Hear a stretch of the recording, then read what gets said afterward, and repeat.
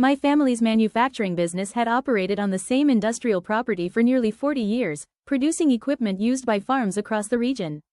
As demand grew, we purchased the vacant lot next door years in advance so one day we could expand production and hire more workers. The land remained empty while we secured financing and environmental approvals. Then a luxury housing development appeared across the road, followed shortly by an HOA determined to transform the surrounding area into an upscale residential district. At first they complained about truck traffic, then delivery schedules, then building appearance. Eventually the board claimed our expansion lot was improperly zoned and demanded construction stop immediately. They argued the vacant property should instead become a landscaped buffer between homes and industry.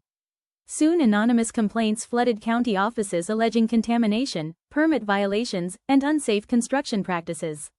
Equipment sat idle while investigations delayed the project month after month. Investors became nervous, employees worried about future jobs, and suppliers questioned whether our expansion would ever happen.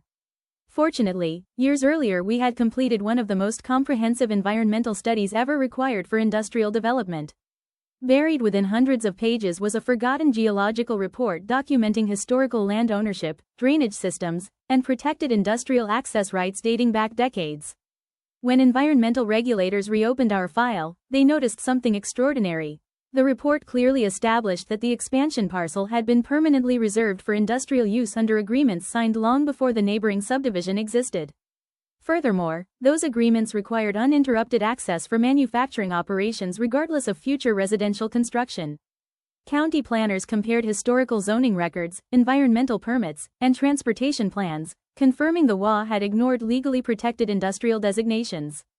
During a public planning meeting, engineers displayed detailed maps showing that relocating our expansion would violate regional infrastructure planning and potentially eliminate hundreds of local jobs. Economic analysts testified that the factory generated millions in annual business for surrounding communities. The HOA's proposal suddenly appeared far less reasonable than preserving long-established industry. Officials unanimously approved our expansion permits, dismissed every objection, and required the HOA to stop interfering with legally authorized construction. 1 year later the new facility opened, creating dozens of additional jobs while incorporating advanced noise barriers, landscaping, and environmentally friendly technology that exceeded regulatory requirements.